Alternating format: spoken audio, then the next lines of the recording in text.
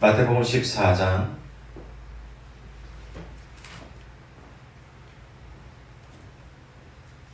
22절에서 33절까지의 말씀입니다. 마태복음 22장 죄송해요. 22장이 아니라 14장 22절에서 34절 우리 한 목소리로 소리내어서 읽겠습니다. 네, 자막으로는 안 나갑니다. 나갈 거예요? 오늘은 나갈 거예요. 저는 그렇게 생각해요. 우리가 잃어버리는 것들이 너무 많은데 그 중에 하나가 자기 성경책을 잃어버린다고 생각해요.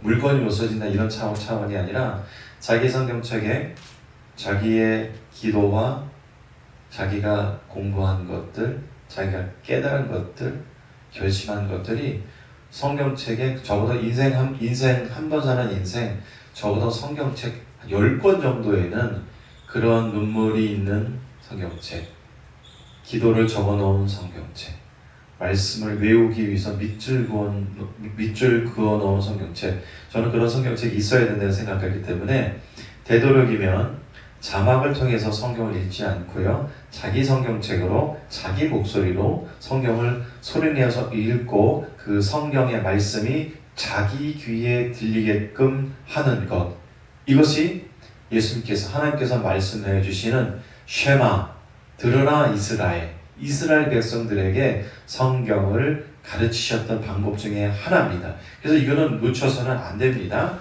자, 함께 읽으실까요? 22절에서 33절의 말씀. 시작.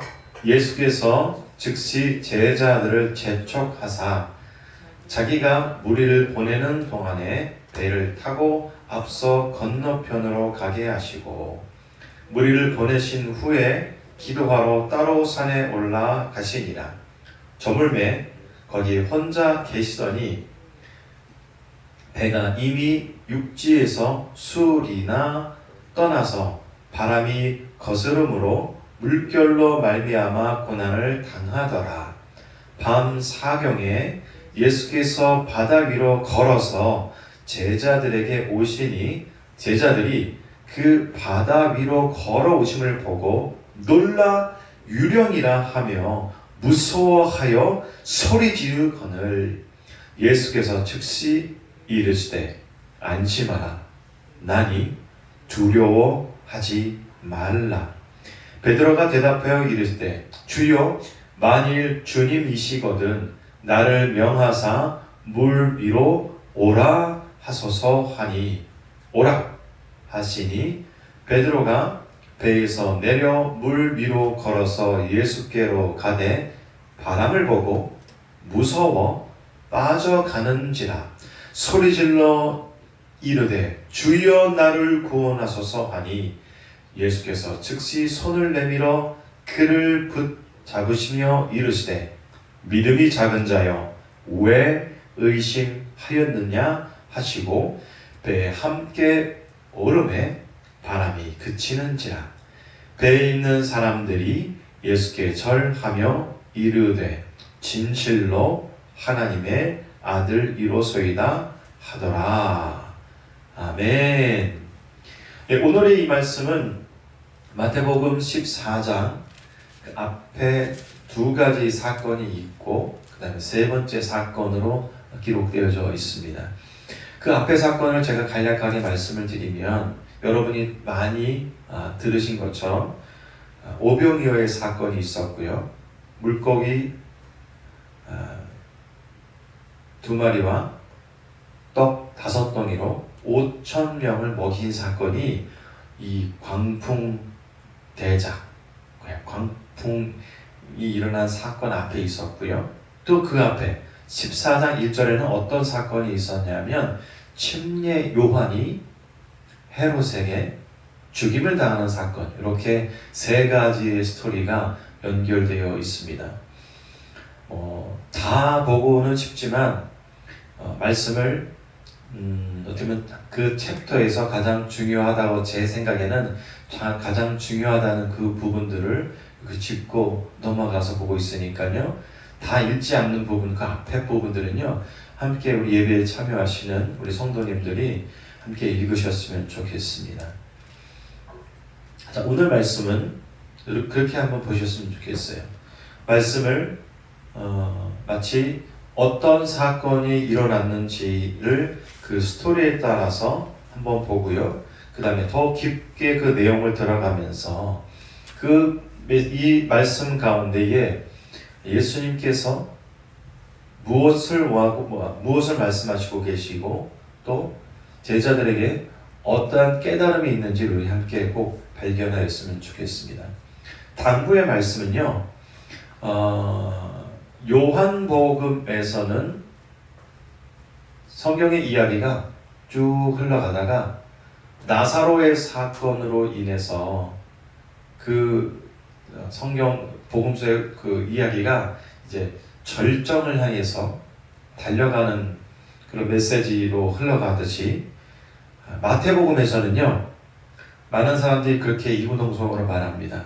이 사건, 그러니까 침례 요한의 목베임을 당하고 그 다음에 수많은 사람들이 예수님을 쫓아오다가 배고파서 오병이의 사건을 경험하고 그리고 난 다음에 이 제자들에게 일어난 사건을 보면서 이제 본격적으로 마태복음이 절정을 향해서 예수님의 고난의 사역을 향하여서 시작되었구나 이렇게 보고 있습니다.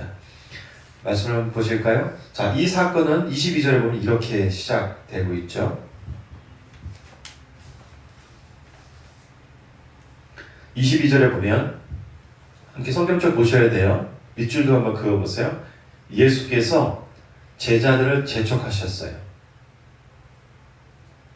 여기서 재촉했다는 것은 우리 성경에는 재촉하사 이렇게 표현되어 있는데 거의 명령하듯이 그들이 어떻게 보면 그들이 거부했던 이 상황을 가야 돼, 배를 타야 돼, 그리고 너희들끼리만 가야 돼 이렇게 말씀하시는 내용입니다. 그런데 이 말씀 22절에 보면은 예수님은 가지 않으시고 당신은 23절에 보니까 무리를 보내신 후에 혼자서 기도하러 따로 산에 올라가셨다고 이렇게 성경에 기록되어져 있습니다. 성경의 스토리를 이해하실 때에 한 가지 제가 도움되는 말씀을 드린다면 무엇을 말씀드리고 싶으냐면 특히 복음서에는요 예수님과 제자들의 대화가 상당히 많이 나옵니다. 그리고 예수님과 제자들의 대화뿐만이 아니라 예수님의 일방적인 가르침과 교훈과 깨달음도 있습니다. 우리가 함께 보지 못했지만 마태복음 5장, 6장, 7장에 있는 산상수훈의 말씀도 사실은 무리가 수많은 무리들이 있었지만 그 중심에는 누가 있었냐면요 제자들이 있었어요. 그래서 성경에 보면 뭐라고 표현되어 있냐면 수많은 무리들이 있지만 예수님의 제자들이 주의 앞에 나왔다, 앉았다 이렇게 표현되어져 있습니다. 그렇다면 오늘의 성경의 말씀도 똑같게 진행되고 있어요. 그렇다 보니까 22절에 뭐라고 말씀하고 있냐면 예수께서 즉시 누구를요? 제자들을 재촉하셨어요. 뭔가 의미가 있었겠죠? 예수님이 제자들을 향하는 이 말씀과 그 여러 가지 행동들은요 분명히 목적과 까닭이 있었습니다. 그 목적과 까닭은 여러분이 잘 알다시피 제자들을 갈릴리 바다 혹은 다르게 표현하면 갈릴리 호수 위에서 아래는 한 22km 정도 되고요. 동에서 서는 한 11km 정도가 되고요. 이 갈릴리 바다를 크게 한 바퀴 돌면 한 52km 정도 되는 어마어마하게 큰 바다라고 불릴 만큼 큰 호수입니다. 그런데 오늘 시간을 가만히 보니까 23절에 무리를 보내신 후에 그 앞에 사건이에요. 오병이어 사건을 한 다음에 보리떡 5개와 물고기 2마리로 그 수많은 사람들 먹이시고 이제 더 끝까지 쫓아오려고 하는 수많은 무리들을 예수님이 23절 보면 보내셨다고 얘기하셨어요. 그리고 어디로 가셨냐면 예수님은 기도하러 산으로 가셨고 제자들은 어디로 갔을까요? 바다로 갔어요. 그런데 예수님께서 매우 제자들이 마치 가기 싫어하는 것처럼 성경에 다 기록되어 있지 않지만 많은 학자들이 이날 날씨가 좋지 않았다 라고 표현하고 있어요. 물론 갈릴리 바다는요 갑자기 돌풍이 많이 부는 그런 지형 조건을 갖고 있다고 합니다. 물론 이제 지형적인 조건들에서는 저는 잘 모르지만 그렇게 자주 그런 풍랑이 일어난다고 합니다. 그런데 24절에 이제 그렇게 예수님은 기도하러 산에 올라가셨고 이제 24절 보니까 배가 어디쯤 향해 되어 있었냐면 24절 보니까 배가 이미 육지에서 수리나 떠나서 이렇게 표현되어 있습니다. 수리 1, 2km 정도가 아니라 제가 말씀드렸던 것처럼 아마 이 갈릴리호수 정중앙 정도가 아니냐 다들 이렇게 말하고 있습니다. 좌에서 우가 동에서 서편이 한 지름으로 한 11km 정도 되니까 정중앙이면 한 4에서 5km 정도 정중앙 정도의 배가 위치해 있었고 이 배에 타고 있는 제자들은요 24절의 말씀처럼 바람이 매우 거칠게 불고 있었고요. 그 거칠게 불고 있는 그 물살로 말미암아 고난을 당하고 있었다. 그렇게 표현되어 있습니다. 자, 그러자 25절 다시 한번 보시면 밤 사경은 현대의 시간으로 말하면 새벽 3시부터 새벽 6시 정도를 밤 사경, 1경, 2경, 3경, 4경으로 로마는 그 밤 시간을 나눴는데요. 그 해 뜨기 전, 그러니까 제4경을 말하고 있는데 어떻게 보면 해 뜨기 전이 제일 어두워요, 사실은요. 그 가장 어둡고 칠흑같이 빛이 없고 그 다음에 수많은 그 물결과 파도로 인해서 제자들은 고통을 당하고 있을 때 예수님이 25절을 보니까 밤 사경에 예수께서 바다 위로 걸어서 제자들에게 오셨다 그렇게 표현되어 있습니다. 성경에 기록되지 않는데 저는 거룩한 상상력을 이렇게 생각해 봤어요. 예수님이 바다 위를 200m를 걸어오신 게 아니라 최소 3km, 4km 이상을 걸어오신 거예요. 뿅 하고 나타날 수도 있겠지만 저는 그렇게 한번 생각하고 싶어요. 사실인지 아닌지 잘 몰라요, 사실은요. 자, 예수님이 바다 위를 걸어오셨습니다. 잠깐 저 좀 보세요.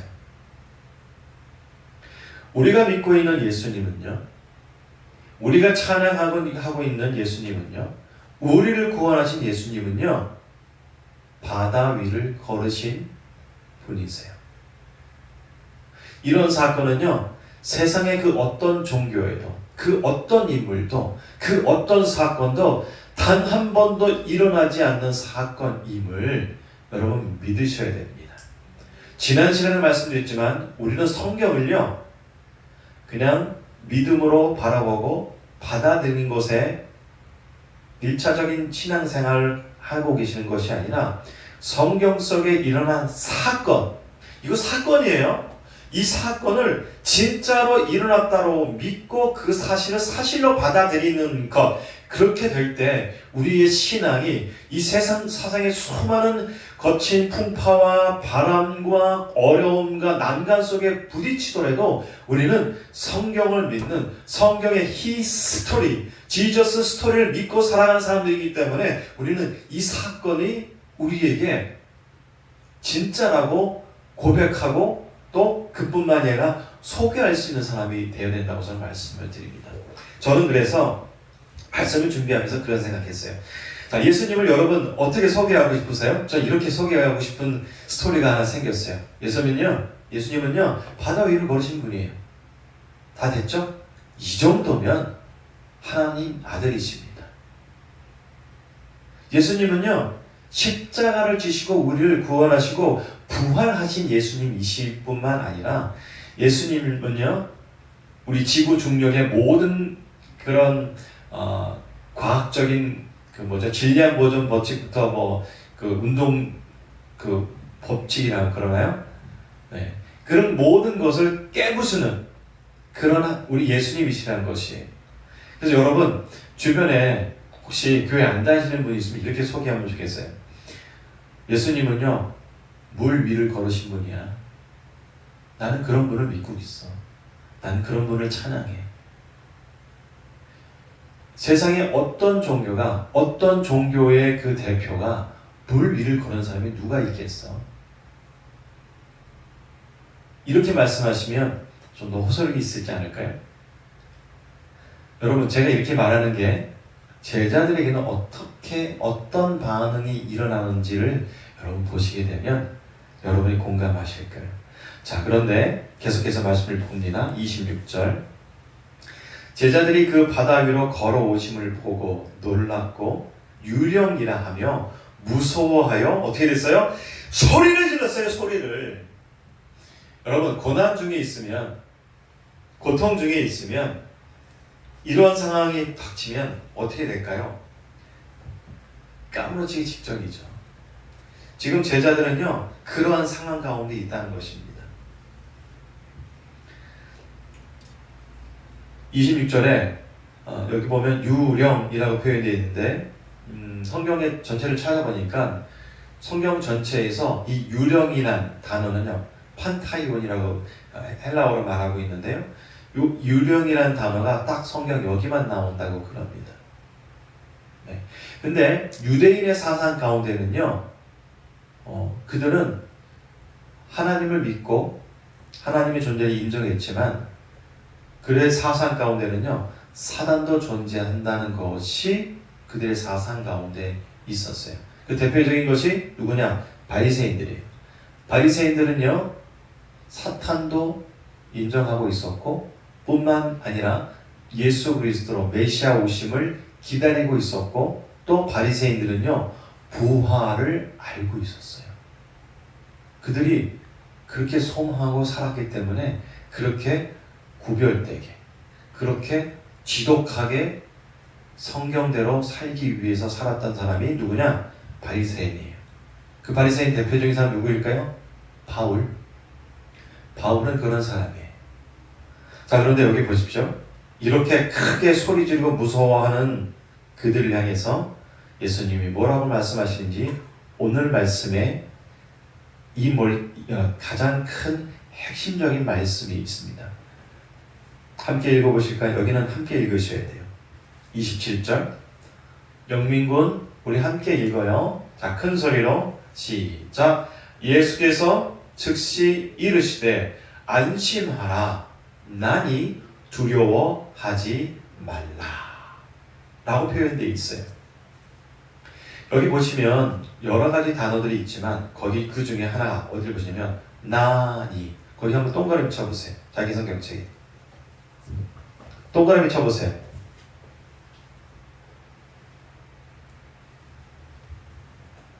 동그라미 치세요. 동그라미 치시고 거기다가 equal 해놓은 다음에 한글로 뭐라고 쓰냐면 에고 좀 그 다음 거 보여주시겠어요? 에고 에이미 나오는 거. 네, 이렇게 쓰세요. 에고 에이미. 지금 성경에 적어 놓으세요. 지금 적는 시간이에요, 연민군. 에고 에이미.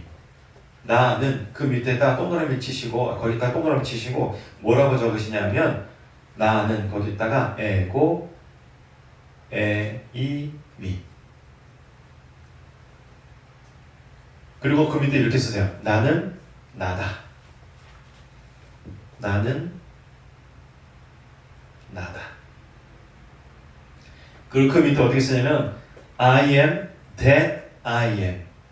이건 킹제임스 버전 영어 성경이 이렇게 표현되어 있어요. 적으세요. 지금 적으시라고요? 예. I am that I am. 모르는 단어 없죠? 예. 여기서 that은 무슨 용법으로 쓰인 거예요, 영민군? 네? 네, 관계대명사. 딩동댕. 네, 맞습니다. 자, 여러분 정리합니다. 나는이라고 적어 놓으시고, 그 다음에 헬라어로는 그리스어, 예, 에고 에이미, 한글로는 나는 나다, 영어 성경 킹제임스 버전으로는 I am that I am 이렇게 적어 놓으세요. 자, 이 말씀을 다시 27절로 들어가면 이렇게 우리가 이렇게 읽을 수가 있어요.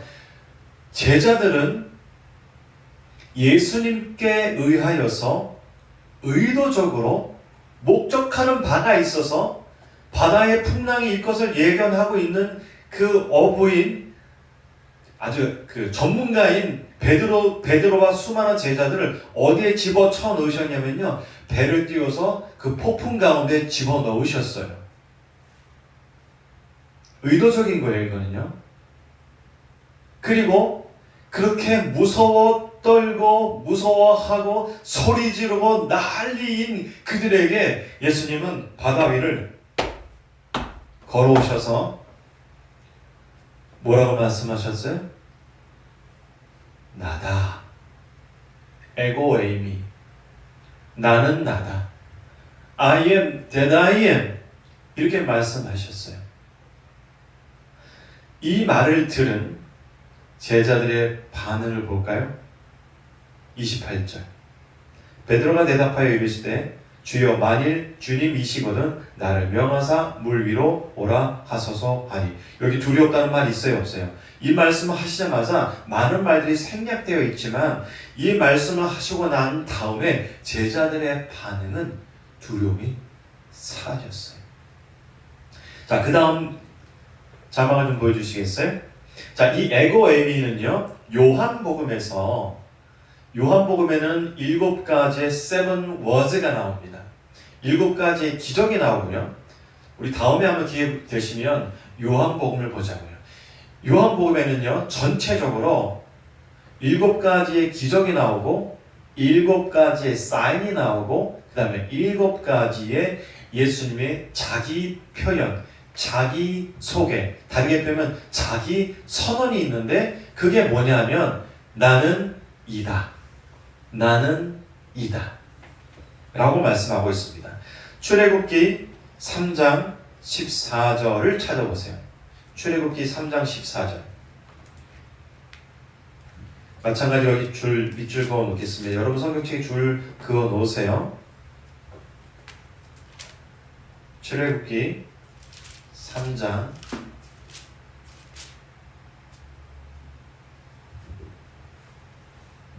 찾으세요. 출애굽기 3장 14절. 구약성경 제성경 페이지 수는 85페이지입니다. 85페이지. 자, 여기 보시면 하나님께서 모세에게 이르시되 나는 스스로 있는 자이니라. 또 이르시되 너는 이스라엘 자손에게 이같이 이르기를 스스로 있는 자가 나를 너희에게 보내셨다 하라. 모세가 주저주저 하였죠.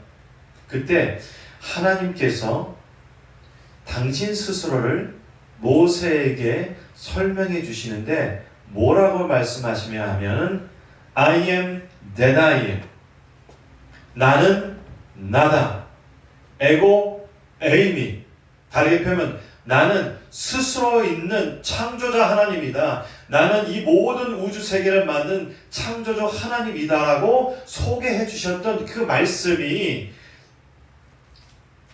광풍 가운데에 빠져 있는 제자들에게 예수님께서 나다. 똑같은 단어예요. 라고 말씀하고 있다는 것이에요. 이것이 우리가 이렇게 받아들이시면 돼요. 27절. 다시 27절로 넘어가세요. 마태복음 14장 27절. 예수께서 즉시 이르시되 안심하라 나는 스스로 있는 하나님이니 두려워하지 마 라고 말씀하시는 거예요. 이해되세요? 이 말을 들은 제자들은 어떻게 변했을까요? 그래서 그 이후에 어떤 두려움도 어떤 무서움도 아직 풍랑은 안 끝났어요, 여러분. 지금 풍랑 중인 거예요. 성경을 읽으시면 시간이 어떻게 흘러가는지 잘 보셔야 되는 거예요. 아직 풍랑 가운데 있는 거예요, 지금. 예수님이 오셨지만 나는 나다라고 말씀하셨지만 아직 풍랑 가운데 있다는 것이에요. 그런데 제자들의 두려움은, 제자들의 소리 지르면 찾아볼 수가 없어요. 요한복음에서 넘겨주시겠어요? 요한복음에서 예수님께서 당신을 7가지로 소개해 주시는데 우리 함께 읽어볼까요? 요한복음 6장 35절. 나는, 함께 읽어요. 소리내서 시작. 나는 생명의 떡이다. 8장 12절. 나는 세상의 빛이다. 10장 7절 9절. 나는 문이다. 요게 나는 문이다인데 나는 양의 문이다예요. 예, 나는 양의 문이다. 그 다음에 10장 11절. 나는 선한 목자다. 요거 에고 에임이 나오죠? 네. 그 다음에 11장 20절. 여러분 잘 알고 계시는 나는 부활이요 생명이다. 네, 10 넘어갔어요? 네. 여러분도 잘 알고 계신 거 14장 6절. 나는 길이요 진리요 생명이다. 에고 에임이 또 나왔죠? 그 다음에 15장 1절에서 5절. 나는 참 포도나무다. 몇 개예요? 7개예요. 예수님은 요한복음에서 당신 스스로를 뭐라고 말씀하시면 7가지를 말씀하세요. 나는 스스로 있는 하나님인데 나는 양의 문이다. 나는 길이요 진리요 생명이다. 나는 선한 목자다. 나는 세상의 빛이다. 나는 부활이요 생명이다. 나는 길이요 진리요 생명이고 나는 참 포도나무다 라고 말씀하고 계신다는 거지.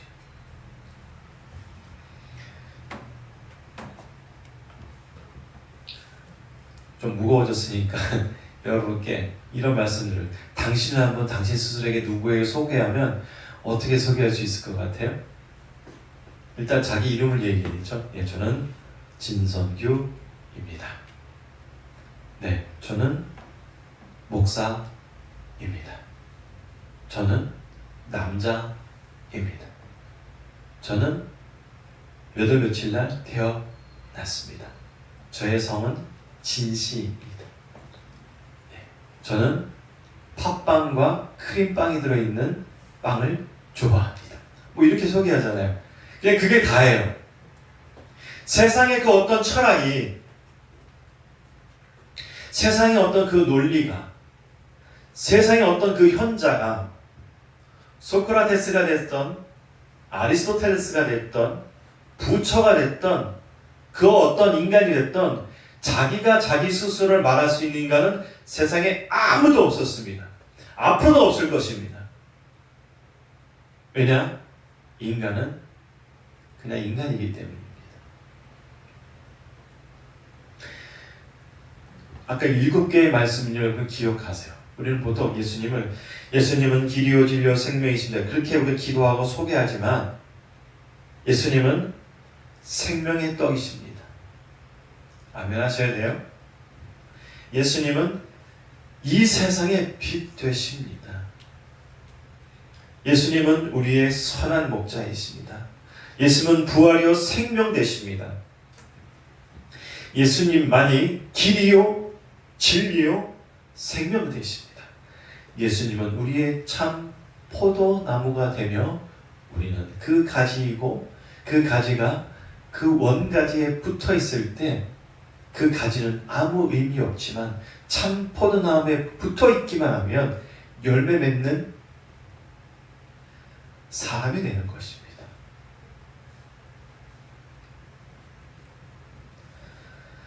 자, 또 이제 해프닝이 일어나죠. 28절 보실까요? 베드로가 아까 말씀드린 물 위를 걸으신 전무후무하신 분 예수님, 하나님 스스로 계신 분이 물 위를 걸으셨어요. 두 번째, 물 위를 조금이라도 몇 발자국 걸어본 사람 누구예요? 베드로. 참 좋은 체험 많이 했어요. 저는 베드로, 여러분 베드로 잘 아시겠지만 베드로의 그 적극성은요, 성경에서 여러 곳에 나타나면서 정말 좌충우돌하면서 그의 신앙이 성장하는 것을 볼 수가 있어요. 베드로는 실수를 통해서 예수님을 만나게 됐고요.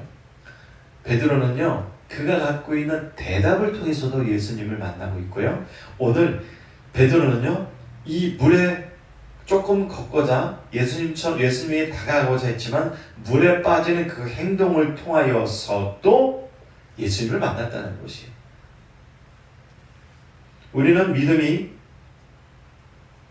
성장하려면요, 베드로가 갖고 있는 적극성을 좀 배워야지 된다고 생각합니다. 아멘 하십시오. 지난주에도 말씀드렸지만 믿음은요, 갖추어진 게 아니에요. 완성된 게 아니에요. 내게 아니에요. 믿음은요, 동사예요. 계속 움직여야 돼요. 계속 성장해야 돼요. 계속 그리스도를 닮아가야 돼요. 자, 말씀 보겠습니다. 29절 말씀. 오라 하시니 베드로가 배에서 내려 물 위로 걸어가서 예수께로 가되 30절 바람을 보고 무서워 빠져가는지라 소리질러 이르되 주여 나를 구원하소서 하니. 베드로가 왜 예수님께 가는지는 모르겠지만 그의 성격을 봐서는, 그의 어떤 적극성을 봤을 때는 당연하다고 좀 보아집니다. 31절 말씀이에요. 함께 읽어볼까요? 예수께서 즉시 손을 내밀어 그를 붙잡으시며 이르시되 믿음이 작은 자여 왜 의심하느냐 하시고. 여러분, 예수님이 베드로에게 한 말씀 하셨는데 뭐라고 말씀하시냐면 믿음이 작은 자여 라고 표현하고 있어요. 믿음이 없는 자여라고 하지 않아요. 믿음이 한 개도 없는 사람이라고 얘기하지 않아요. 믿음이 a little, 작은. 다른 성경에도 NIV든 킹제임스 버전이든 다 a little 다 쓰고 있더라고요. 여러분, 우리는 이 시간 하나님을 찬양하고 예배하고 한 주간 또 말씀을 듣고 일주일 동안 살아가는 우리의 심령들 가운데에 믿음이 작은 자여가 아닌 믿음이 큰 자로 사는 한 주간 승리하는 그리스도인 됩시다. 아멘. 자, 오늘 말씀에 두 가지 큰 포인트가 있다고 말씀드렸는데, 자, 첫 번째는 뭐였냐면 나는 나다. 나는 하나님이다. 에고 에이미. I am that I am. 이렇게 말씀하셨을 때 드디어 예수님께서 제자들을 배에 태워 억지로 재촉해서 바다 풍랑에 밀어 넣었던 그 이유가 있습니다. 33절 볼까요? 함께 큰 소리로 읽습니다. 배에 있는, 시작. 배에 있는 사람들이 예수께 절하며 이르되 진실로 하나님의 아들이로소이다 하더라. 아멘. 여러분, 이 표현은요, 어떨 때 나온 걸까요? 진짜 하나님을 만났을 때, 진짜 예수 그리스도 메시아를 만났을 때 나오는 표현 아니겠어요? 그렇게 예수님과 이 시기로 말하면 적어도 한 2년 정도 이상 예수님을 따라가던 그들이었는데, 그렇게 예수님과 동고동락하면서 선교 현장 가운데, 기적의 현장 가운데, 표적의 현장 가운데, 병 고치는 현장, 수많은 현장 가운데 있었음에도 불구하고 그들은 드디어 이렇게 고백한다는 얘기예요. 하나님의 아들이십니다. 진짜 이것이 우리의 고백입니다. 예수님은요, 이 말씀 처음 시작했을 때 분명히 이유와 까닭이 있게 제자들에게 말씀하시고 그 이유가 있다고 말씀을 드렸는데요. 드디어 제자들에게는 진실로 하나님의 아들이라는 그런 고백이 되었습니다. 말씀을 맺겠습니다. 여러분이 믿고 계신, 여러분이 의지하고 계신 예수님은요, 물 위를 걸으신 분이십니다. 이것은 사실입니다. 이것은 사건입니다. 그 어느 누구도 물 위를 걸을 수 있는 사람은 하나도 없습니다. 오직 참 하나님, 오직 이 땅에 오신 참 예수 그리스도만이 물 위로 걸을 수 있음을 보여주는 것입니다. 다른 종교에 좀 진리가 있다고 생각하지 마십시오. 두 번째, 진실로 하나님의 아들임을 고백한 제자들처럼 우리도 고백이 있습니까? 당신의 고백이 있냐고 여쭤보는 거예요. 여러분, 예수님은요, 제자들을 기르시고 훈련시킬 때 꼭 확인하고 체킹하시는 게 있었어요. 그게 뭐냐? 믿음이 있는지 없는지. 베드로가 혼났죠? 믿음이 작은 자요. 이 고백이 우리 스스로의 나의 고백이 되길 원합니다. 당신의 고백이 되길 원합니다. 아직도 예수 그리스도를 알지 못하는 사람들, 그분들도 이러한 고백이 있기를 소망합니다. 내 주변 사람들, 내 부모님들, 내 친구들, 나와 함께하는 직장인들.